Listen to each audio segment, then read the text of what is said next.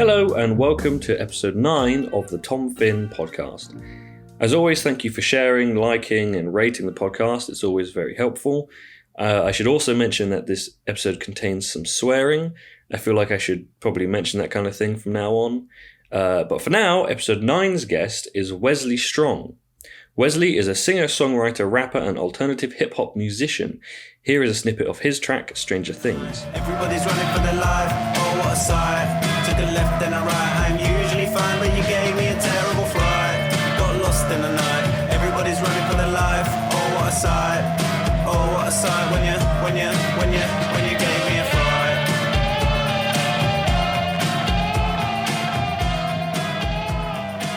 Me and Wesley actually grew up in the same area, and although we were in similar circles, we had never actually met. The first time I was fully aware of Wesley's music was when he released his song Crooked Teeth in 2019. He then became aware of my podcast, I liked what he was doing, he liked what I was doing, and after a few months of trying to figure out a date, we finally did it. I travelled to his place in London, where we discussed growing up and being creative in a small town, reasons for moving out of those small towns into the city, discovering our taste for hip-hop through video games, plus I lay down some pretty sweet SpongeBob facts. We're both in similar places in our creative lives, so it's great to connect with someone who is in a similar position. I think there's a lot to be taken away from this, especially for newer creatives. Wesley is also a great guy, and we had a lovely chat, so please enjoy this conversation with Wesley Strong.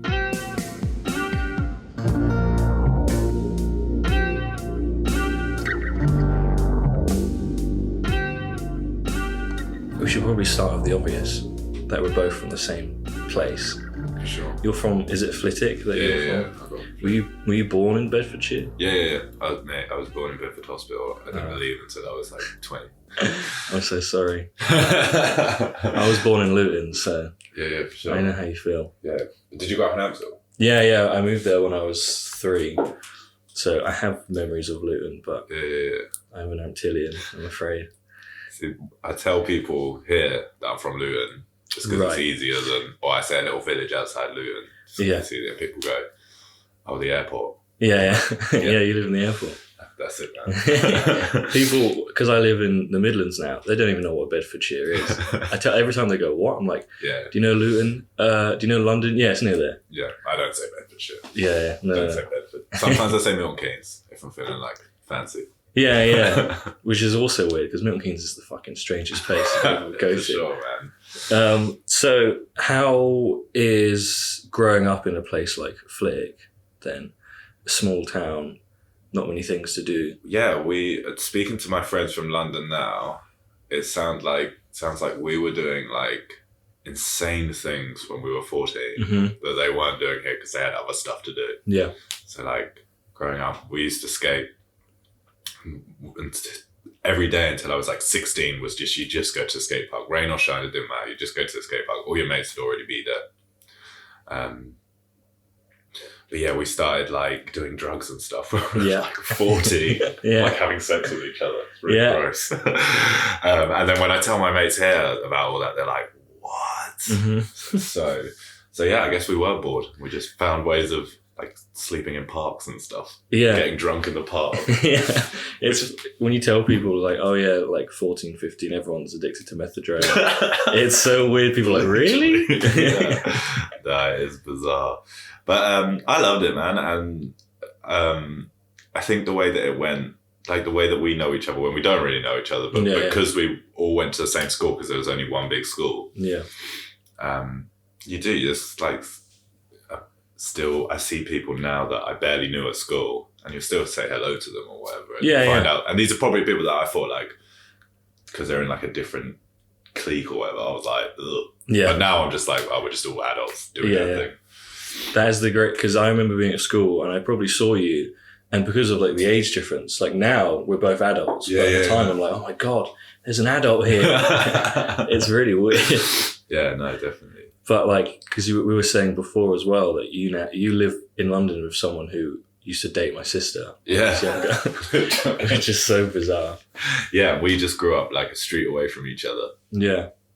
And just ended up being mates forever. And then sometimes we weren't mates, and then we came back to it as adults and we were like, I suppose we're still mates, and now, yeah, we live together. Yeah. So do you think, Do you think it's harder to be not just like a creative, but a creative that has some sort of outlet in that kind of environment? Yeah, so like when I was in Bedfordshire, I was always in like indie or punk bands. Yeah. Like we'd do our bits, we'd do the local scene and stuff. Mm-hmm.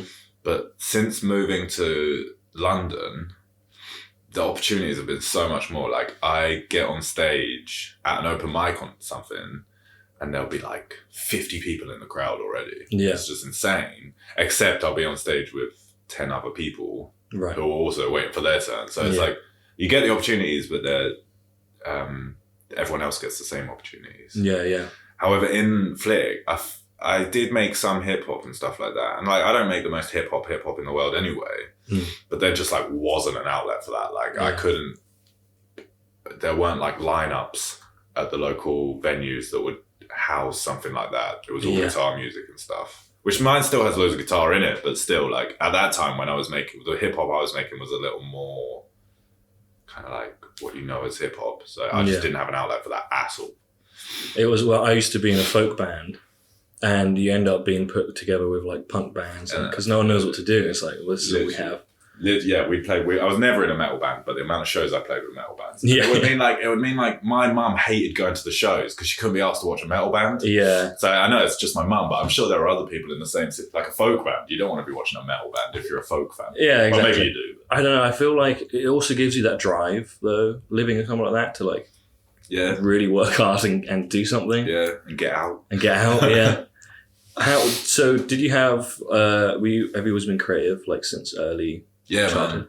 I was like, I think me and my brother recorded a record of like 8 tracks that we'd just written ourselves when I was 11, 12, and he was like 8 and 9 years old. Yeah. And we just like had these songs that we'd written and we just wanted to, like from that age, I know I did and he did at that time, just wanted to be in bands. Like that was it. That was like, we had decided that we were like songwriters. Yeah. And so like so since then, since I was 12, or since before then, I was playing guitar and stuff, but like didn't know how to do it. Yeah. Since then it's just been the same always. Were you good at school? Like were you academic or was it just creative stuff? I was good.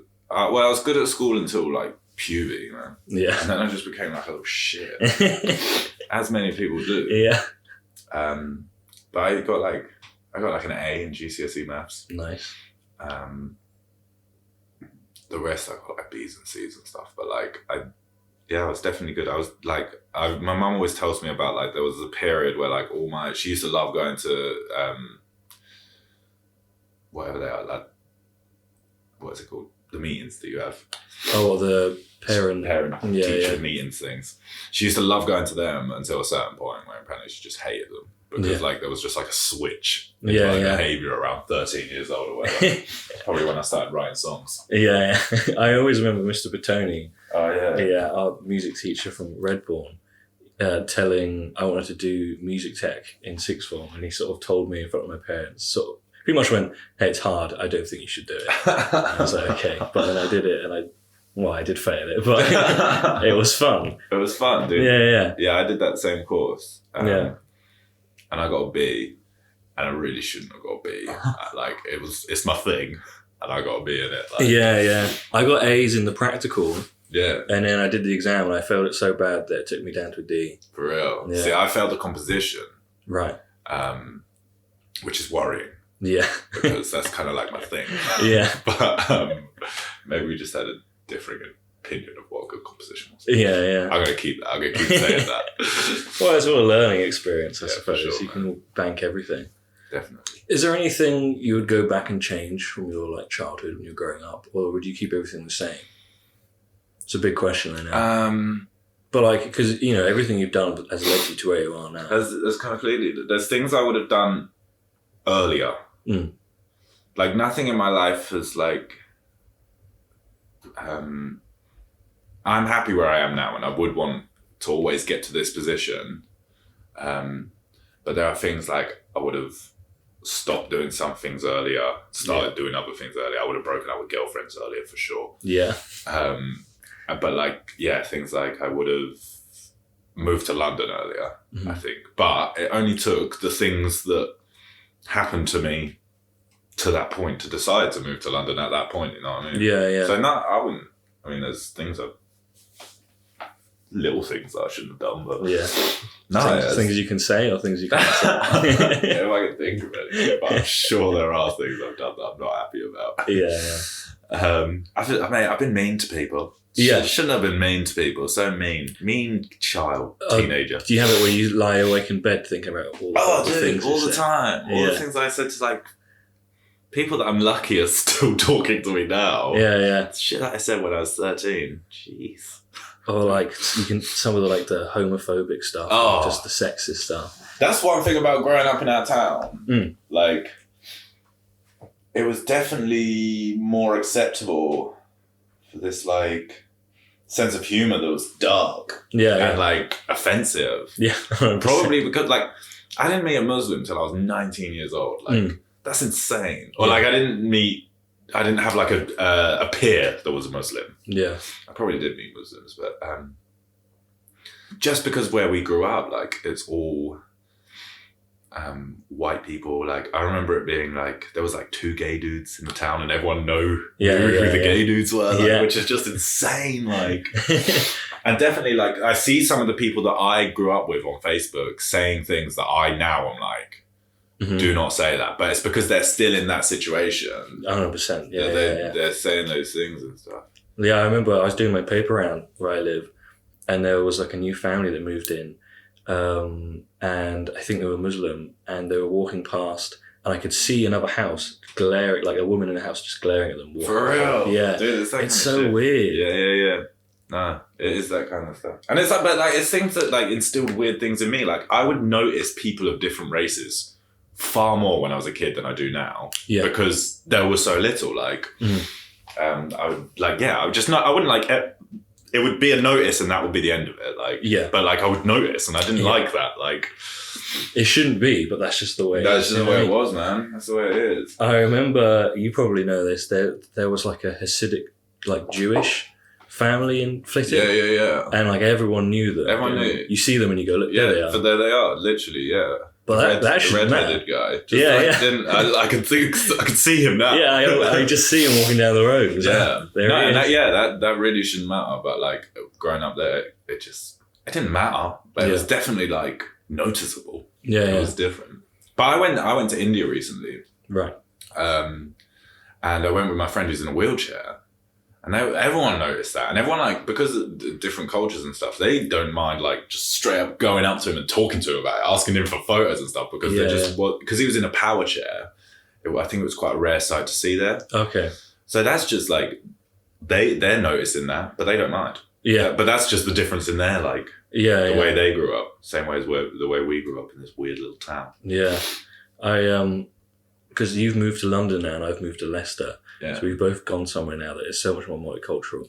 For sure. And it's so refreshing just going somewhere and you look at, again, you shouldn't, but we do, you look around and see how many different people there are. I'm like so happy about it. Yeah, for sure, man. Definitely. Yes, definitely.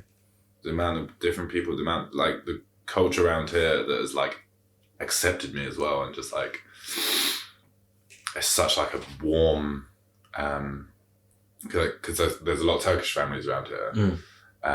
And the way that they do life is so different, but it's such like a fun thing that I've never seen, and such a nice thing, and like everyone's so welcoming, and like it's such like a family thing. Like everyone works with their family members and stuff, and it is just like such a great thing to be involved in.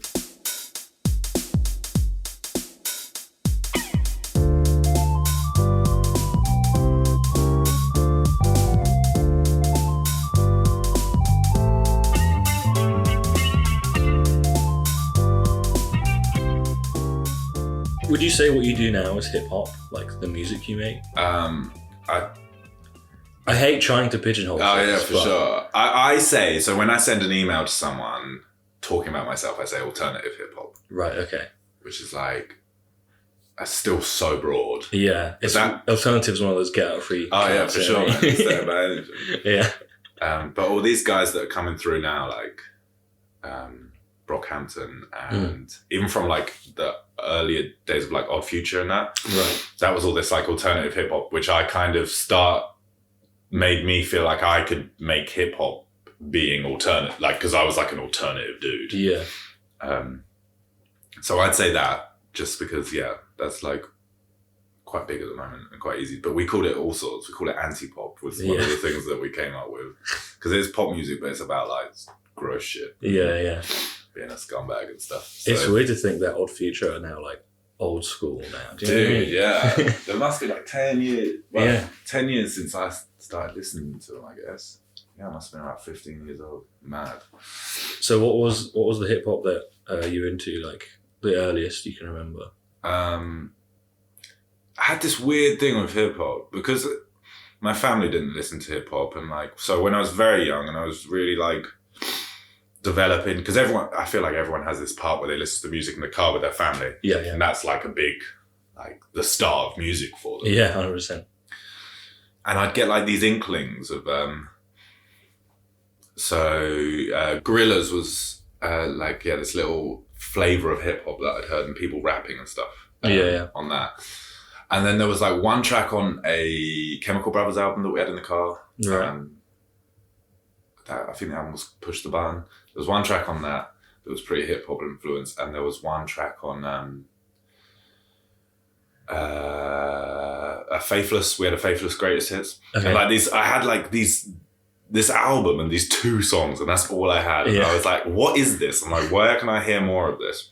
I was also listening to like Eminem and 50 Cent, but I just didn't put the 2 and 2 together. Like there was some bridge between them. So that was like, while we were listening to like Stereophonics and The Feeling and stuff like that, which I really appreciate now, Robbie Williams and things like that. I really do appreciate that we listened to that. I still was looking for this little nugget of hip hop, and I couldn't find it. And I'd hear it, I'd go into a skateboarding shop and I'd hear it coming through the speakers, this like really heavy bass, like muffled sound. And I'd be like, this is the coolest thing in the world. And I don't know what it is. And I don't know how to find out what it is. And then it was when I started watching skate videos that I started picking up like these random bits. I think a big one for me was Skate, when the game Skate came out. Yeah. I was going to mention that. Dude. It introduced me to so much hip hop. So much hip hop. I like Tony Hawk and stuff, but I wasn't paying that much attention. But that, and I was just like, and I went, and like there's songs off there like Eric B and Rakim that I still like think of now. And like, it made me go back through all the other skating games that I had, and I found all the other stuff. So there's even this game, I remember like an iconic one from my childhood that I couldn't even like, I was too young, it was the first game I had a PS1. I was like too young to like play it properly or anything. I sucked at it. Yeah. But it just had this wicked hip hop soundtrack, and there was a Thrasher game. Right. There was a Thrasher skateboarding game, Thrasher Skate and Destroy. Before I knew what Thrasher was, before I knew what anything was, and it had like a Tribe called Quest on it. It had Run DMC on it. It had like all this stuff, and I just like, I didn't know how to love it or what it was, but I just knew it sounded awesome. Yeah. It was more the aesthetics. It wasn't necessarily the lyrics or anything, just the aesthetics of it all. Yeah. There's so much to unpick on that, but like, especially with skate, so many video games throughout my life introduced me, especially to hip hop. Yeah. Because do you remember the phrase that people would always say as a kid where they're like, oh, I like everything in music except hip hop and country. Yeah. Now I love hip hop and country. Or it was metal. Screamo. Yeah. That's scream. Yeah, it's just noise. That's what mum was like to say. But yeah, so I was, as a kid, I was like a rock and metal kid, like from my dad playing AC/DC in the car, like you said. For sure. So that was it. That's all I liked because it was in the car. And then I got into more like heavier stuff there. But then in certain video games, like with Skate and San Andreas and things like that, they had like hip hop that like, it's the kind of thing I'd never listen to because you're just played it. You're like, oh wait, this is good. Like there's some good stuff here. Yeah. And like you said, that it's not just the lyrics, it's the production to it and everything. Like in metal, it's visceral, but in like a different way. Yeah, definitely. Is that something I guess you were drawn to? Yeah, it was another thing that took me even longer to realize was the sample-based element of it. So all these really cool things, like especially on Tribe Called Quest and stuff like that. What I was thinking I was listening to was just like these old jazz tunes. Well, I was thinking I was listening to like hip hop. Yeah. But what I actually loved about it was like these old jazz tunes that they'd sampled, and it was the aesthetic and like the sound of the vinyl and stuff. I really, really loved. It was that for me. Like yeah. And like the instrumentation, like saxophones and stuff. Yeah. This jazz, this instrumentation, it was just awesome. And it's a great way to get into jazz as well. For things sure. like that. Definitely. And when you said with Gorillaz, I really feel like that was like our generation's music. Do you know what I mean? Like that band. Yeah. And there were so many different genres that they did. And I kind of wish, I mean, there might be, I don't know, like, is there a band like Gorillaz now? Because the Gorillaz aren't what they were now. Do you know what I mean? It's not like they've got albums that for people that were as young as we were to just suddenly get them into so much music. Yeah. Oh, dude, there probably are. But yeah, there's no one that's had like such a big following. I wonder how big they were in the States, because I know in the UK they were huge. Like, yeah. I don't know. They must have had some sort of success. Yeah. Oh yeah, I would assume so. Especially because on their first albums they were working with rappers like De La Soul and stuff, so they're like big American. But I don't know whether that was just. I remember that. I remember as a kid, no one knew who Gorillaz were because they were a cartoon. Yeah. But I recently researched it, and everyone knew exactly who it was because he sounded exactly like Damon Albarn. Yeah. And it was just me who didn't know who Damon Albarn was. That was one of those things that blew my mind, though, when you put those together. So for sure. It's so weird. Definitely. I was one of those kids that this is one of the things that I kind of regret it because it was so embarrassing. I was such an embarrassment at school. I was one of those kids where you may have gone to your sort of rebellious phase. I had an embarrassing phase. But in year 5, I played Gorillaz like to the class. To bring in like CDs. I played Gorillaz, and then I play like AC/DC and other like rock bands from the 80s and stuff. And no one liked it. No one in the whole class. Even the teachers were a bit like... man, I regret that so much. But it got you here. Yeah, exactly. It did get me here. No, that's I was definitely not like the popular kids did not like the music that we were listening to. Yeah, that me and my mates were listening to. Maybe Gorillaz bridged that. In fact, I do remember specifically being at a Saturday club thing because my mum was working. And seeing a cool kid singing Gorillaz, and I was like, no way, I know Gorillaz. I remember a kid at school saying, who likes Gorillaz? Like, who the fuck likes Gorillaz? I was like, what are you talking about? They were awesome. Yeah. I don't think I even appreciated how awesome they were at the time.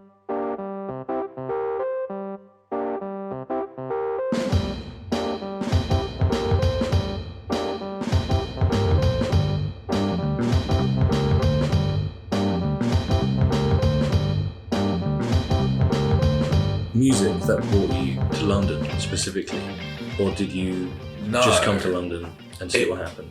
It was, I had kind of like, my band that was the only band that was actually ever that good and had a chance of doing anything, Tiltbag, broke up. And I'd kind of like given up on music as a career and was like, I'm still going to write. And I was just writing really casually, like a song every 6 months.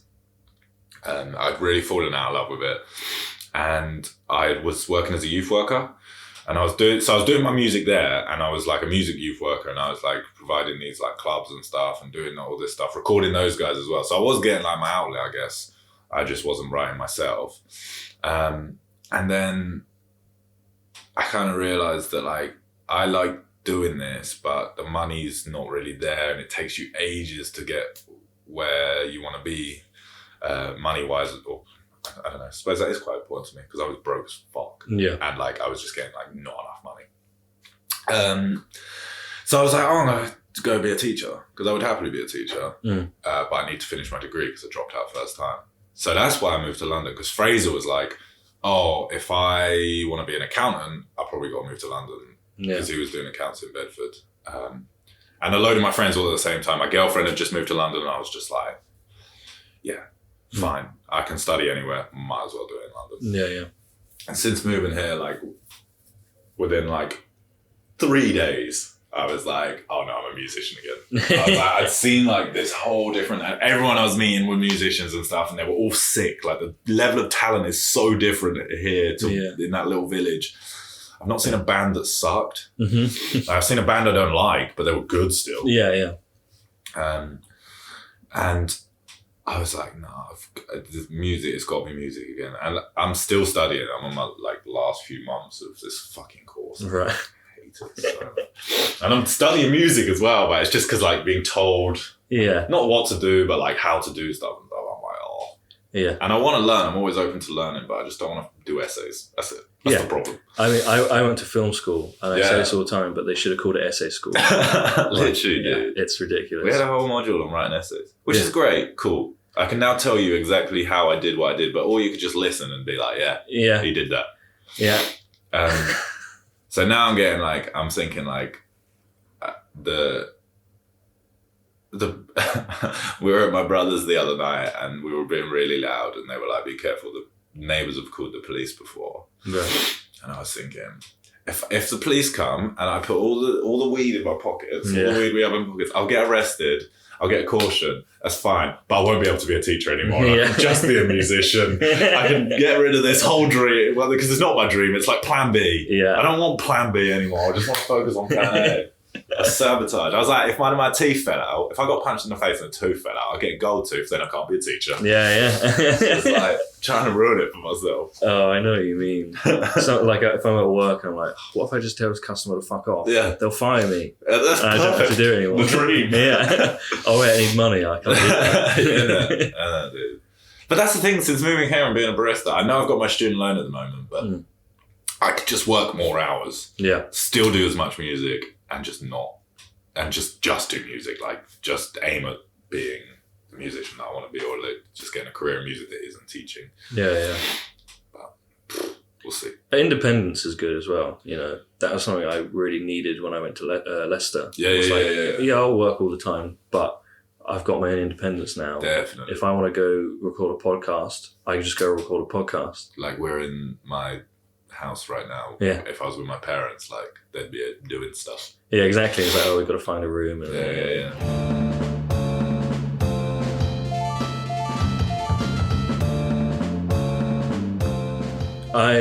I remember the first time I knew you were doing things, because again, you know, living where we lived, everyone knows what everyone's doing, which is good and sucks. And then I saw that you released, was it Crooked Teeth? Yeah. I saw that come out and I was like, oh, like he's really like doing this now. How was like making Crooked Teeth and releasing it? How was that process? I don't have like a specific process. It depends how things go down. But that one was like, I wrote that about 2 months before I moved to London, and I was just broke, and I had a wisdom tooth that I needed to get removed, otherwise it was going to give me crooked teeth. It cost £50 to remove a wisdom tooth, and I would rather spend that on booze and shit at the time. So I wrote this song like, it's funny how sad I am. Yeah. And then I sat on it for a while, wrote a few other songs, and then it was when I moved to London, I was like, I want to release something. And I had these like 4 songs, and I was like, but I really want to get like a proper recording of Crooked Teeth done, because I felt like it would be like a good first one. It kind of talked about what I was going through at that time. Yeah. So I did something I've never done before, which is demoed it, and then took it to the studio to record it. Right. Which is like, because I just started this new degree, and they were like, you should really do that, because you'll be amazed at how much better. Because I finished the demo, I'm like, sick, get it out there. And they were like, you'll be amazed how much better it will be if you go to the studio. So like, that song took me like a year to do. Which is very rare. Yeah. But I took it to the studio and I did it in a couple of days. I just recorded the whole thing, and then I did the video on like a green screen, see all the Velcro on the wall. Oh, was it this wall here? It's this wall. Yeah. I literally got like a load of green felt that we stuck on the wall. Yeah. I say we, I did that all on my own. That whole thing. You can pretend you had a team. It was a team. Yeah. No, I literally. There was one thing, the keyboard solo was played by someone else. Right. The whole rest of that tune. Someone helped me mix it. It was Steve Good. Thank you, Steve. Stephen. And yeah, but other than that, I just did that whole thing on my own, which is fun. And then when I released it, everyone was like, "Oh, this is really great." And I was like, "Yeah, cool." Like, I feel like I achieved something there. Did you have any anxiety, like, when you released it? You're like, "Oh, I've spent a year making this, and now it's out." I don't know. I was more excited. I was really excited because people had seen that I was doing stuff again, and like I'd been posting stuff on Instagram about being in the studio and stuff. And I don't know what, and like, I'm assuming no one knew what to expect because it's not really like anything I've done before. It's the only solo music I've ever released. Yeah. So I was like, it's cool. Like, I just want to, I'm more excited just to see what people think and show, because I was very proud of it as well. Yeah. Just to show people this sound that I was making and show them what to expect from me. Yeah. It was also the first time I felt like I had like a plan, because by the time I'd finished recording and released that one, I'd already almost finished the next one. So I was like, I had a plan of every 3 months to release a tune. So I felt like this wouldn't just be like a one-off thing. And if people heard it, I could tell them there's more coming. Right. And stuff. So I was quite excited by that. Yeah. Yeah. So, but yeah. Did you, how's that gone? Like releasing? It's gone all right. Yeah. I don't know what I expected from, because like it becomes a numbers game, and you get so many views and you get so many plays. I wouldn't say it got as many plays as I would have hoped for, but the songs I've released after get to the same amount of plays much quicker. So It's like I feel like it was like a good bit of groundwork. Yeah. And like, people like it. People like it. When people come to the shows, that's the one they're singing along with. And I don't know whether that's because it's the one that's been out for the longest or what. Yeah. But it's like, I wasn't disappointed because I didn't really know what to expect. But I wasn't famous by the time I'd released it. Like, I'm not famous yet. So I was kind of like, because it could have just like, I released it and then someone caught hold of it and it just blew up like some of these one-hit wonders do. And but it didn't. That's fine. Yeah. But there's always that part of you though that is like, don't worry guys, I've got this planned. I'll make this one thing. I'll put a lot of effort. And that'll be it. Yeah, literally. Like every episode of the podcast, I have that. Yeah. Every single time. I'm like, I don't look at how many people listening to it. It doesn't matter. You will always do that. Yeah, of course, man. Yeah, you do. Even the ones that do like pretty well, you're like, that's not enough. It's not enough. I don't think anything I ever do will ever be enough though. So I might as well just nip that in the bud. Isn't it? It's like the turmoil though, constant. Like, I say this to people all the time that like, I know I'll be happy when what I'm doing is enough. People are listening to it. I'm making money. Yeah. But I know I'm not going to be happy. I know it's not going to be enough. No. Yeah, that is literally it. I'll be fine. Yeah. I won't be. I'll be alright. Completely fine. Yeah. But yeah, I have spent the last year come to realise that I probably will never be completely satisfied. Maybe that's okay though. Yeah. It's good to know it, I suppose. Is there some sort of goal, would you say? Or are you more just like, let's just see how it goes?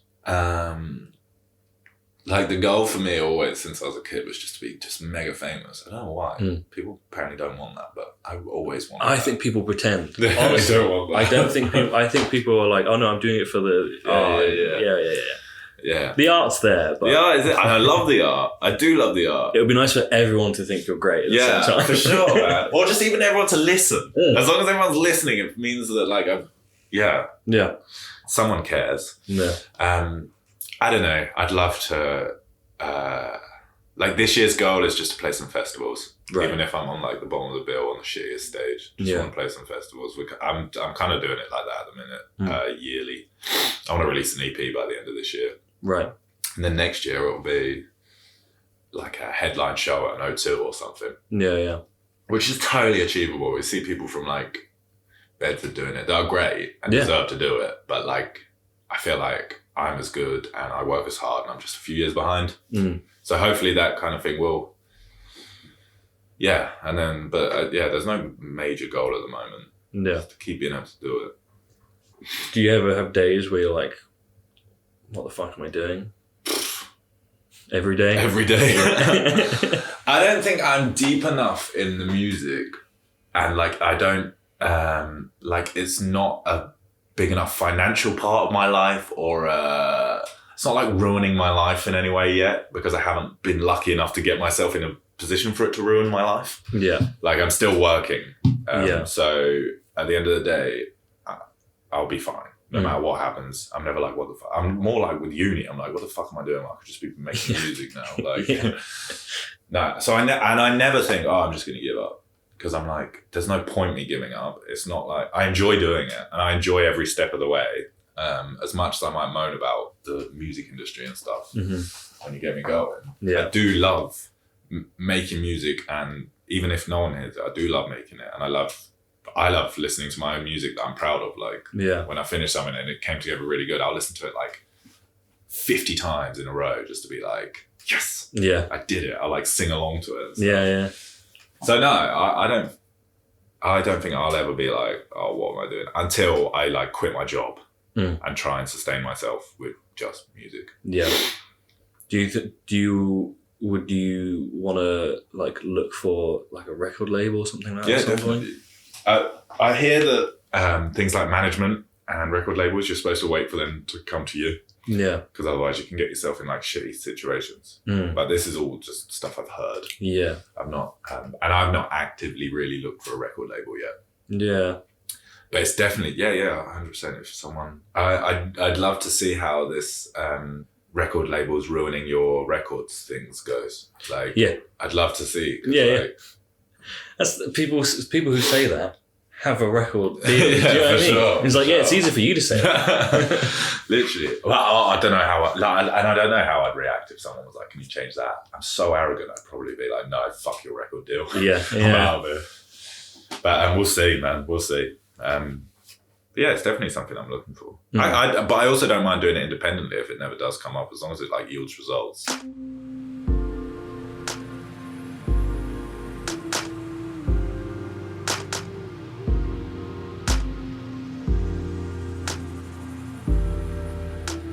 Go back to Flick skate park. The skate park.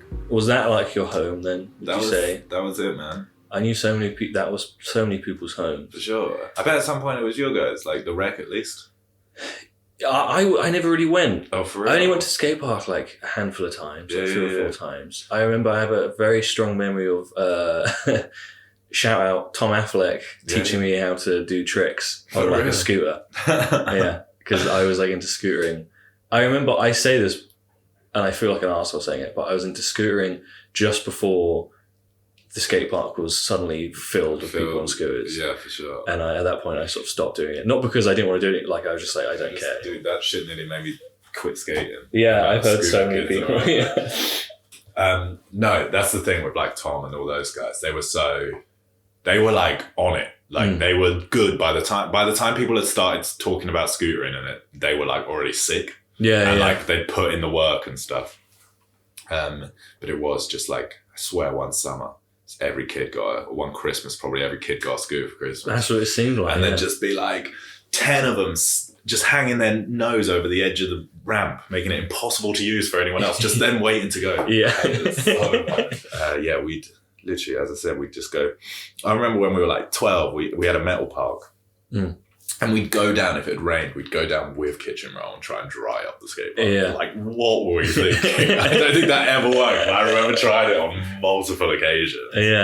But I spent every single day there. Every day summer, we just spent every day at the skate park. We used to have wicked tans and stuff. Just, oh man.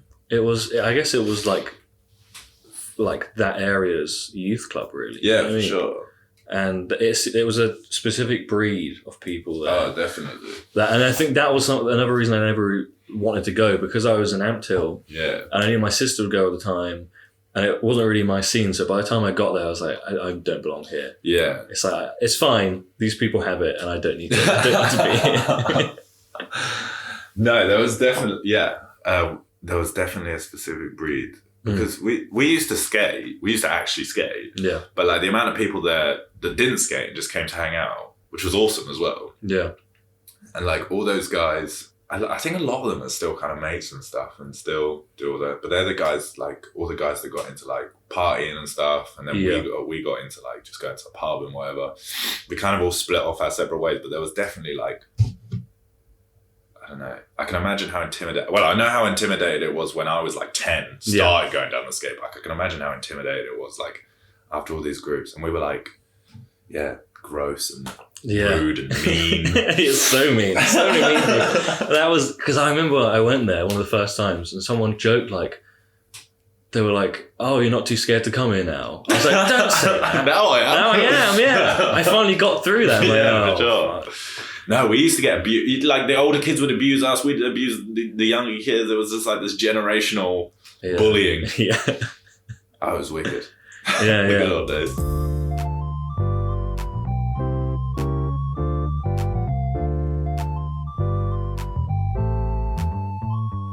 What sort of like rap music and stuff are you into now? Is it just, I guess, I mean, like most people, you're probably into like a whole bunch of stuff. Oh yeah, for genres sure. And stuff. In fact, at the moment, I go through phases big time. At the moment, I've been listening to like Sonic Youth and Dinosaur Jr. and stuff like. And I reckon you're gonna when I release this EP, you're gonna hear that I've been listening to a lot more guitar music. Okay. It's like friggin'. Yeah. And I reckon by the time I release that, I'll be in a different phase as well. But I'll have already written this and I'll love it because I'll always love these bands. Yeah. But hip hop wise at the moment, I listen. Oh, Mac Miller's album just came out. His posthumous album. Fuck me. Shit, that dude was heartbreaking as well. I've never listened to Mac Miller. So he was like this kid that was like this goofy high school, college. Like he did like college rap and it was all about partying. Except he was clearly very talented. Like his bars and stuff were great. And then he kind of developed into this like real nice, smoother rapper that was doing stuff over all this funky stuff. And then he became like this kind of like croony. And it was just got better and better. And then he fucking died. Yeah. And that was like the only time a person has died, a celebrity. I was saying this to my mate the other day. It might actually be the only person that's died ever that I cared about. Yeah. And then so he just released this one album. And it was like a double album kind of thing. Like it had like a partner album that he hadn't released yet, but he'd almost finished recording when he died. And they've just released that the other day. And the lyrics on this thing, man, it's like, he didn't kill himself. He died of a drug overdose, but he was clearly so unhappy. Yeah. And it's just like fucking heartbreaking. So Mac Miller's always been quite an influence for me, and I listen to a lot of his stuff. I like J. Cole. I've always liked J. Cole. People think he's corny, but I still always listen to him. I think he's a really good lyricist. Joey Badass, another good lyricist. Cool, old school kind of more of that like jazzy hip hop, like the Tribe Called Quest beats and stuff. Loads of 90s beats, but it's coming out now. I like all those guys. I don't listen to a lot of all that like goofy SoundCloud rap and mumble rap and stuff. Yeah, I have like a few that I like, but I'm more always just looking for lyricism and stuff like that. Yeah, because I hated it when it first came out. I think a lot of people instantly just knee-jerk reaction, you know. Yeah. Now I'm like, it's fine. It's got its place. Yeah. You get used to it, don't you? Yeah. It's like I get it. Like it's more about like another instrument than like vocals or anything. Yeah, definitely. And you become familiar with the sound. They were saying, I was watching a YouTube video, it was saying about auto-tune being like an uncanny valley thing. That's why it grates on so many people so bad, because the human element of a vocal performance is gone. Yeah. Or like the way that these guys use it is gone. Which I completely get that. Like, but I do think auto-tune and all that as a tool and as an instrument is wicked. Yeah. Used right. There's a band I love called Ween. Yeah. Do you know the SpongeBob movie? Yeah. The song at the end of the SpongeBob movie in the credits, Ocean Man.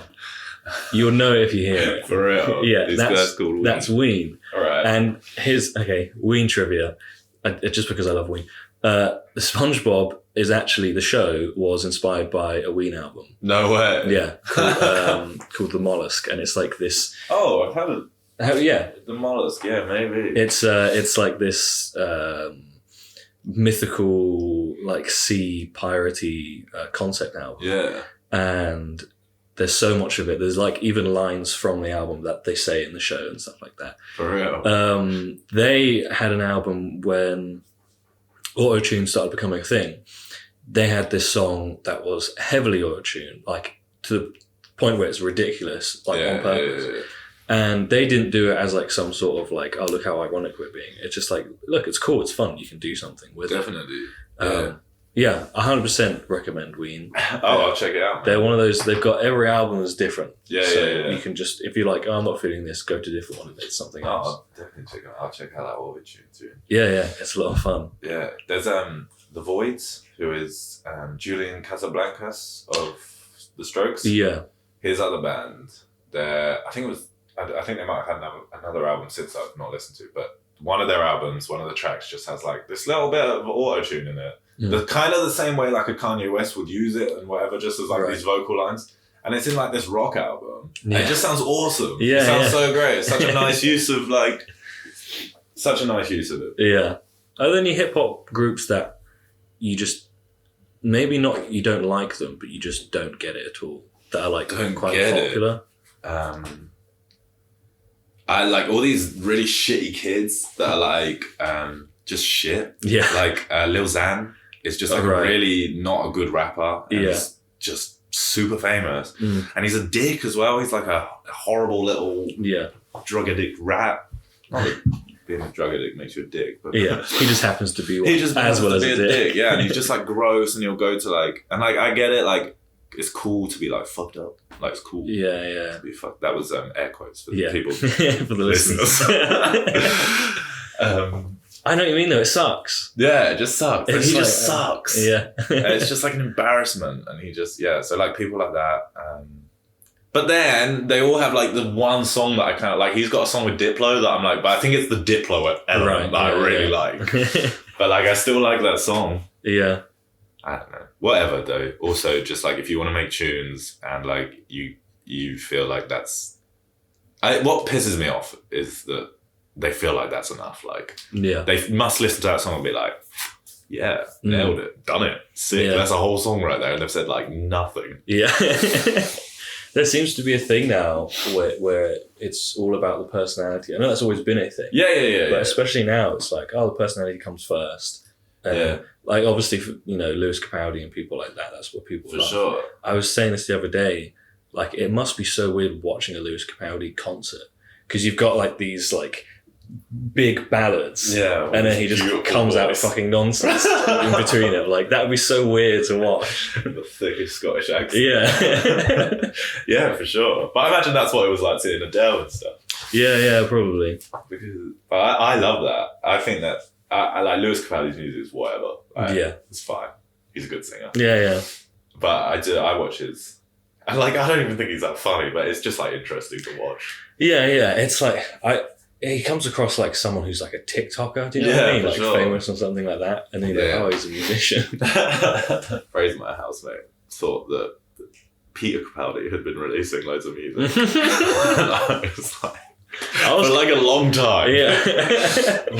I was convinced he was his dad for a long time. I was like, it has to be his dad. It has to be his dad. Man. That's TikTok, and that is I'm about to start hopefully doing YouTube content. Right.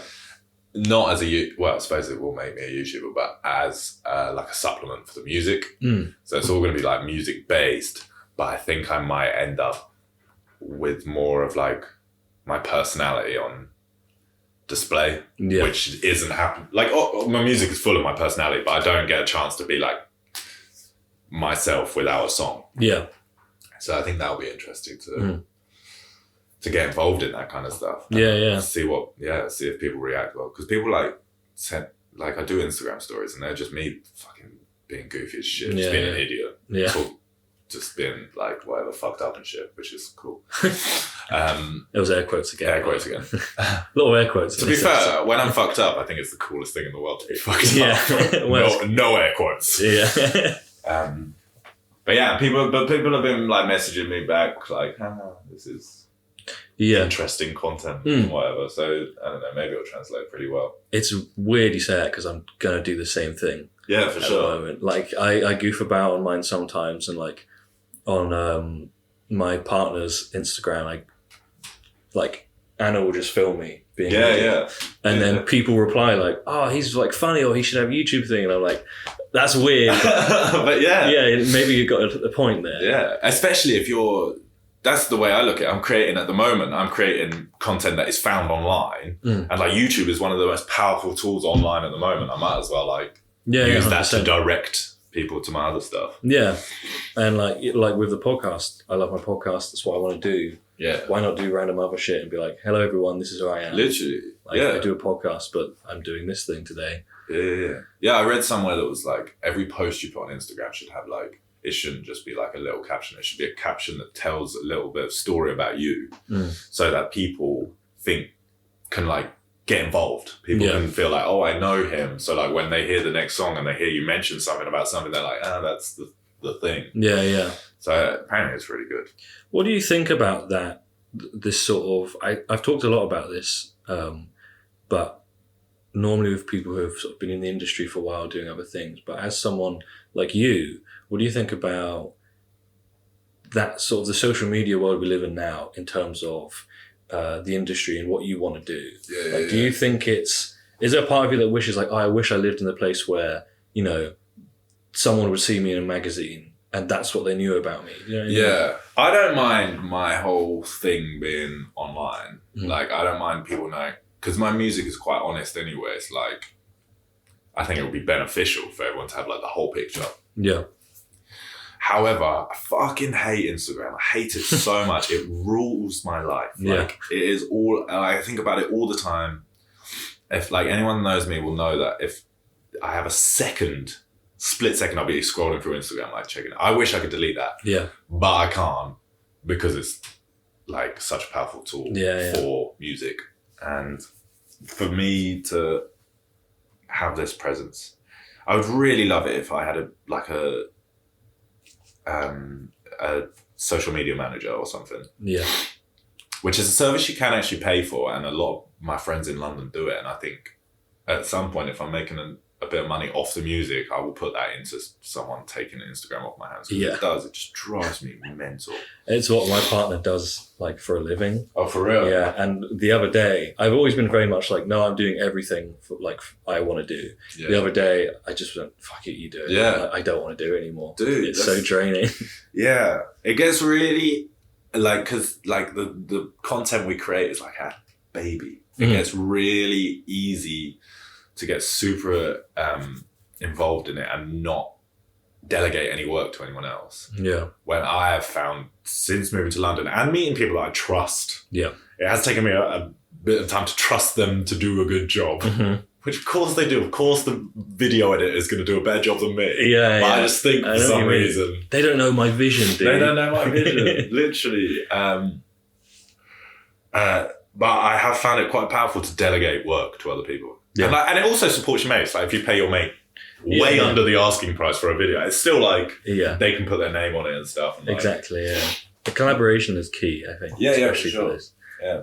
That's the thing. One of the reasons I started doing this podcast is like, I just want to go reach out to people, like other creatives. It's so important just to know them. Yeah. And because as well, at some point, I probably will come to London. You know, there's so many jobs and opportunities here. Yeah. So it's like, let's make friends, let's make acquaintances and stuff. Dude, that was it. As soon as I saw that you were doing the podcast, I listened to a few episodes and I was just like, I'm gonna ask this dude to come over and do it. I was so happy. You're the first person that's asked. For real? Yeah, I was so happy. I was like, someone wants to do it. No, literally, I was like, this is good. This is like, for a start, they're interesting. Yeah. But also it's like good just to communicate and get to know people. And you're a creative from my hometown doing creative stuff. So when you see it, like, oh, there's other people like us. We exist.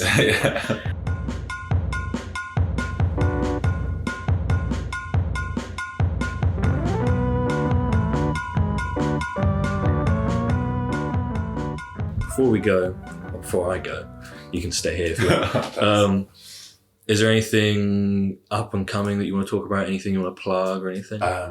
Dude, this is like the one time I don't actually have anything scheduled. There's going to be a gig in May. It's going to be a birthday gig, and I don't have a date yet, but keep an eye out for it because it's going to be my birthday. It's going to be huge. It's going to be bands that I like and me, obviously. Right, yeah. And hopefully that's going to be like the biggest. It's Friday or Saturday night. It's going to be the biggest show we've done yet. Okay. Also, keep an eye out for the YouTube stuff because hopefully it's coming. I've got my first video all planned out and stuff. Just got to record it and do it now. Yeah. So keep an eye out for that. And the EP that you mentioned at some point? The EP, so the EP's this year at some point. Again, it's mostly written at this point, but I haven't got like a deadline or anything, so I'm gonna see how that pans out. At the moment, there'll be a date. But just, the usuals, Instagram. Check out my Instagram, I hate it. Yeah. What's the name? Wesley Strong 666. Nice, dude. Yeah, man. Sweet. Cheers. Cheers, man. Thanks, Aaron.